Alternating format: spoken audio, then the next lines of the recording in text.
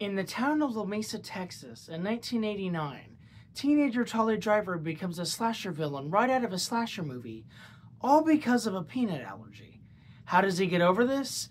Let's read I Was a Teenage Slasher and find out.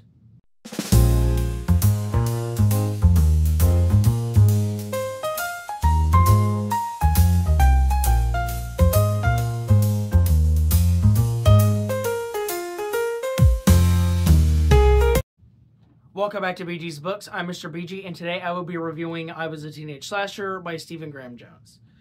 So, I Was a Teenage Slasher actually came upon me while I was looking through Instagram one day. It was either a month or two or even 3 back, and I was just looking through Instagram, and I saw a post about a book called I Was a Teenage Slasher by Stephen Graham Jones. I'd never heard of Stephen Graham Jones before, and I'd never heard of I Was a Teenage Slasher. But instantly, the title, I Was a Teenage Slasher, kind of really captivated me. So it just made me think, like, what is it about, you know? I need to read it to find out. Because it reminded me of those movies from, like, the 50s and 60s of, like, I Was a Teenage Werewolf, I Was a Teenage Frankenstein, I Was a Teenage Mummy, stuff like that. And so I just really wanted to read it, so I was able to find it at a bookstore, so I bought it, and I read it, and now I will review it.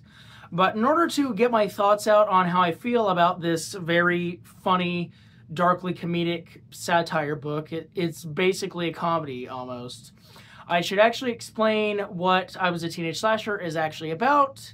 So let's go ahead and get right into it. So I Was a Teenage Slasher starts with our main character, whose name is Tolly Driver.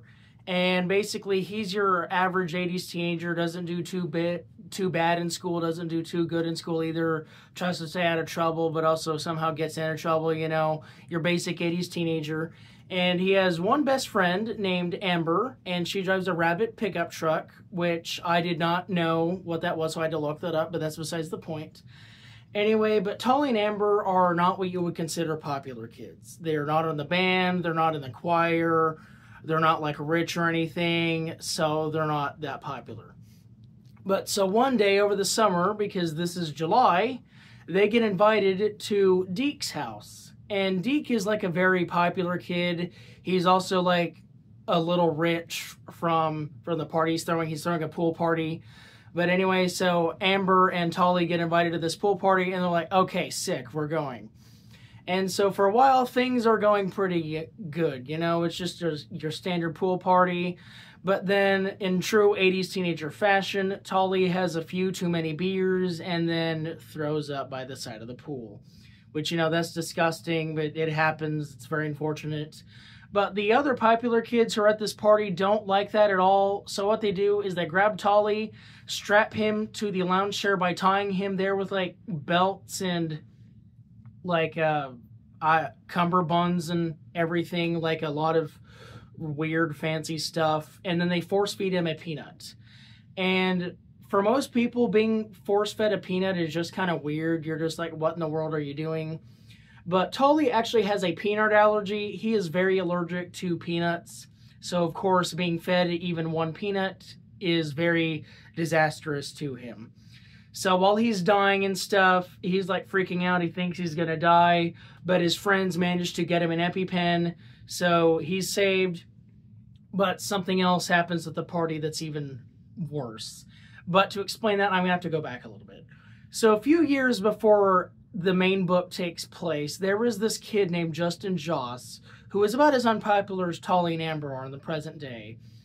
But one day, he gets an opportunity to join the popular kids by going through this initiation type of thing.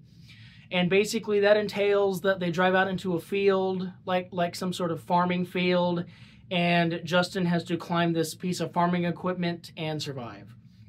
Anyway, long story short, he falls in and does not survive. So, you know, that's very unfortunate.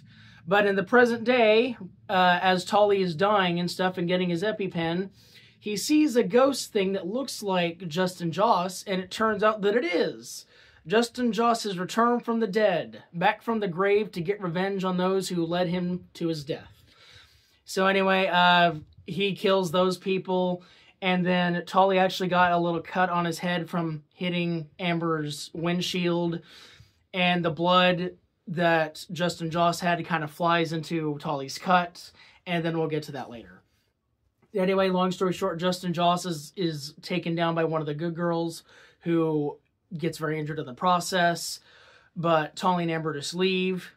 And this is where the book really starts to get interesting. Because over the next few days, Tolly starts to change in a way, you could say. Because he starts, like, losing color in his vision. He can't see color anymore. He can only see black and white. He starts having the need to just violently kill people and stuff. And he's like, what is happening? But so Amber, in her infinite wisdom, her and her brother, who's in the military, are like massive horror fans. So basically, Amber tells him that he's becoming a slasher villain right out of a slasher movie. So like that's your Friday the 13th, that's your Halloweens, that's your Screams. That was the 90s, but still, that's your Nightmare on Elm Streets. It's like Jason, Michael Myers, Freddy Krueger, all of them like them. And so he's like, Tolly is like, okay, that's really weird. So Amber basically decides to help Tolly hide out, control his urges and stuff. And that doesn't go too well. Anyway, Tolly makes a mask made out of his mother's belts, which I will say is certainly very interesting. I've never seen a mask made out of belts before, so that's certainly very original. But anyway, long story short, he kills 6 people over the course of like 4 days. Or I guess about 3 to 2. And yeah, so the only way that they figure out this can end is if either the final girl kills him or he kills the final girl, which Tolly assumes to be a girl named Mel who is at the party. And so basically, you know, 5 bodies later, he gets to Mel and he kills her. And then his vision comes back, like he can see color again. And he's like, oh, fantastic, I can see color again. And then he meets up with Amber. And he's like, well, I killed Mel, but I just still feel like a slasher villain. And then as he looks at Amber, his eyes go black and white once again. That's right, everyone. So it wasn't Mel who was his final girl. It was Amber the whole time. And so what happens is that they basically went back to the site of Tolly's first killings, which is called a grain elevator. And there's like a little bit of a scuffle there. Amber has to do some tricky maneuvers. But Tolly grabs her, chokes her, and is about to drop her off the grain elevator, which is very tall. But Amber has a trick up her sleeve. She pulls out some peanut butter smeared hands. Like not actually, they smell like peanut butter. And then she just like puts both of them onto Tolly's face. And then he falls off the grain elevator and then she escapes. And so that's kind of the final fight. It was very dramatic because, you know, they're, of course, like best friends and stuff. But the story doesn't end yet. So after Tolly wakes up, you know, from his peanut butter stuff, he kind of survived because slashers have to survive. Even if they die, they return for the sequel. You've probably seen slasher movies, so you know what I'm talking about. Anyway, so he sees his mother, and she just lets him leave. And so he gets out of Lamasaw, Texas forever. Sorry, Lamesa. I keep saying Lamasaw for some reason. I thought it was Lamasaw, but it's Lamesa or something. I don't know. Anyway, so 17 years later, Tolly's managed to find a job in a scrapyard a few states away from Texas at this point, where he has begun writing his memoir thing, which is what this entire book has been. This just been his kind of events from 17 years previous. And he and Amber haven't seen each other since that incident that happened. But one day while he's working and stuff, he has a house on the property and stuff, and he's just working, being a sales clerk and stuff. He sees a woman with black hair and a young child just looking at a truck that was actually Amber's truck from back in the day before it got destroyed. I forgot to mention that, but it got destroyed.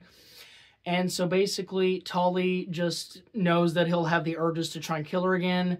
So what he does is that before she comes up to his desk, he's going to smear his face, eyes, nose, mouth, ears, whatever, with peanut butter, so that by the time she reaches the counter, he will be dead and she won't have to die because of him. And that is how I Was a Teenage Slasher ends. So overall, what did I think about I Was a Teenage Slasher? Well, I certainly found it enjoyable. I took quite a bit of time to read it, more than I would like to read, because my life just got super busy all of a sudden. But for the most part, I think it's a quick read if you can get into it. It's just like in and out like that. And what I will say is that the book seems to be advertised as like a dark comedy that's like very funny in a lot of ways. And there were scenes where I found funny. I was like, oh yeah, that's funny. Or I was like like that just air through your nose type of thing. It's like there were scenes that were a bit humorous, but I wouldn't say it was like laugh out loud funny. Like, ah ha ha ha ha ha, that's hilarious, or whatever. There's not any moments like that. I don't think. Maybe you would feel differently. But for the most part, I just thought it was a really fun journey back to the late 80s, back when slasher movies were especially popular. And I love the characters. Tolly Driver, he's a good kid, but he's also a bad kid because he's just kind of being forced into being the slasher that he doesn't want to be. But at the end of the day, he does care about people. He cares about Amber especially. And so Tolly Driver has a lot of nuance. Amber does too. So every character, at least like every major character in this book, is like really well handled. I will say that. Because I've never read a Stephen Graham Jones book before, so I'm not really familiar with his style at all. But I don't know, I seem to like this book, so I may have to visit some more of his books in the future. Like The Buffalo Hunter, that's his newest one at the time of this video. And My Heart is a Chainsaw, that one also has a very intriguing title that I'd want to check out. But yeah, overall, I just think that I Was a Teenage Slasher is just a really fun kind of satire about slasher movies in the 80s, and just a fun trip back to the 80s overall. And I think that if you're a horror fan like myself, I think you will get a really big kick out of this. But yeah, so I Was a Teenage Slasher is just a really fun book. I wish I got to read it faster, but I just didn't. But this book right here, it kind of is a little misleading because the pages are a little thick, and it's a hardback, so that also adds to the size of it. But it's only about 362 pages. So it's not much of a demand to read, you could say. But yeah, anyway, the book is just super fun. I love it. I love 80s slashers. I love the 80s in general, and I love slashers in general. So this was just like a big just like glee moment for me. I don't know. But yeah, I just had a super fun time reading it, and I think that you will as well. So yeah, go read I Was a Teenage Slasher. But that is it, guys. I hope you guys enjoyed this video.